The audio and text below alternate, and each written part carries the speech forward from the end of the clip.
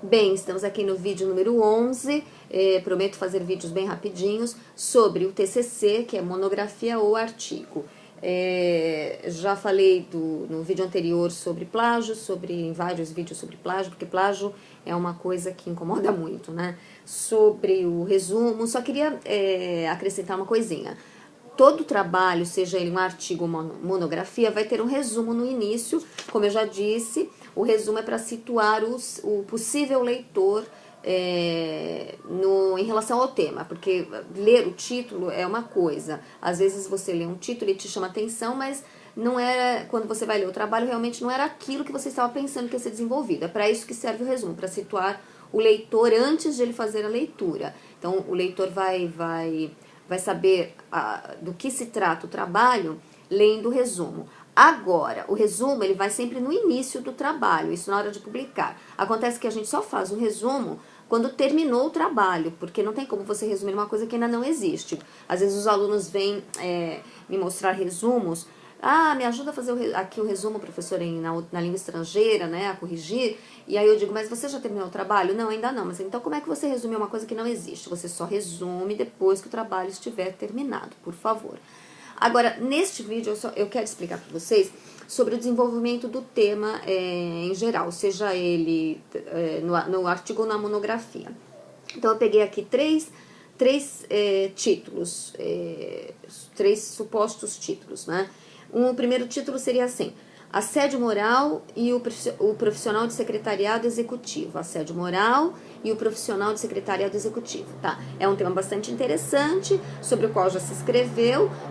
Algum determinado aluno vai querer falar de novo sobre isso. E como é que ele deve organizar, então, o seu trabalho, seja a monografia ou o artigo? Sempre, qualquer que seja o trabalho, que eu estou dando um exemplo só, você vai partir daquilo que é mais geral para aquilo que é mais específico. É assim que se recomenda fazer. Então, o que seria? Como você desenvolveria o seu trabalho? Eu repito, assédio moral e o profissional de secretariado executivo. Primeiro, você vai definir o que é assédio moral, porque as pessoas podem não saber, né? O leigo pode não saber o que é assédio moral. Então, você vai procurar literatura que fale a respeito de assédio moral em geral. O que se entende por assédio moral? Em que relações o assédio moral pode se dar? Porque o assédio moral ele pode se dar não só em relações de trabalho. Aí depois você vai afunilar o seu tema. Você pode falar sobre o mundo do profissional de secretariado executivo. Ou então você fala assédio moral, depois o que é assédio moral no mundo do trabalho, no mundo laboral, né, no mundo do trabalho, e depois afunila mais um pouquinho dizendo o que é o profissional de secretariado executivo e o que é o assédio moral no mundo do profissional de secretariado executivo. Vocês entenderam? Então a gente parte do que é mais geral para o que é mais específico. E é importante que você vá usando vários autores. Então, o autor tal define assédio moral como sendo tal coisa, enquanto que o outro não está de acordo ou está de acordo com essa definição. E mais, para que o trabalho fique mais interessante, é aconselhável que você pegue autores que tenham divergência, né?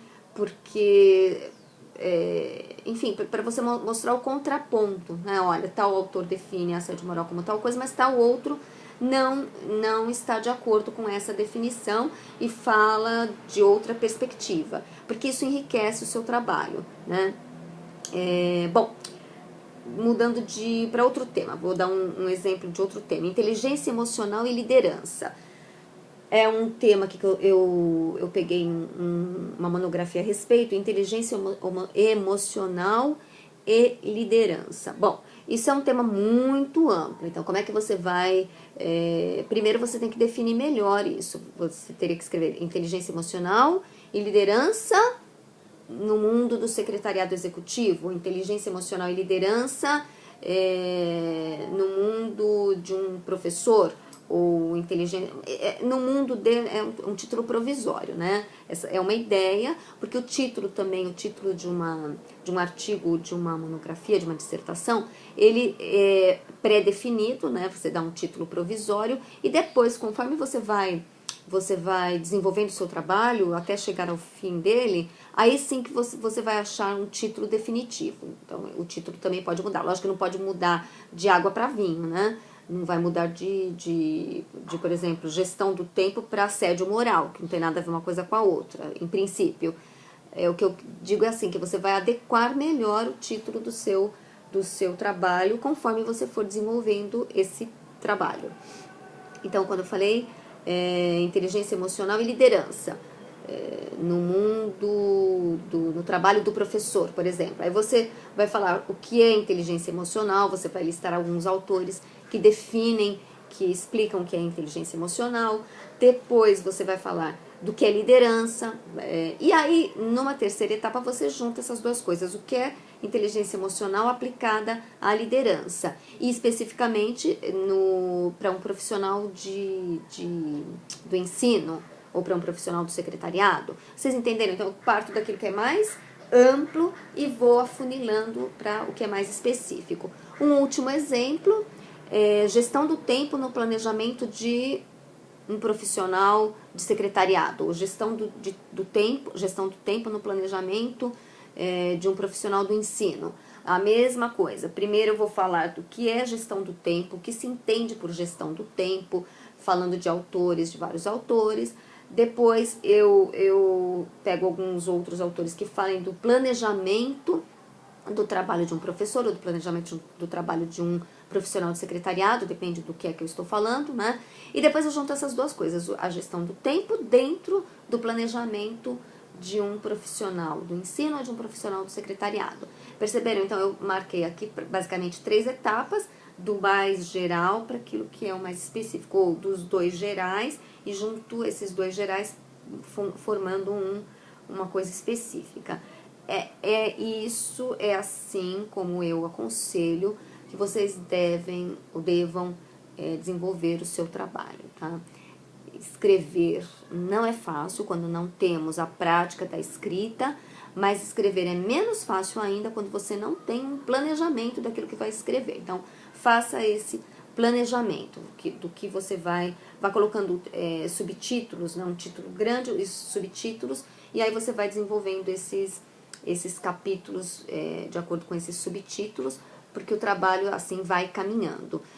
Nada impede de que você vá desenvolvendo as coisas também ao mesmo tempo. Você pode, por exemplo, estou falando de gestão de tempo e planejamento de um profissional de secretariado. Eu posso ir falando um pouco de gestão de tempo e um pouco de planejamento para mim, né? Eu posso ir lendo uma coisa, outra coisa, conforme forem aparecendo as, mas depois, quando eu organizar o trabalho, eu preciso dividir isso em capítulos, numa sequência lógica para o meu leitor.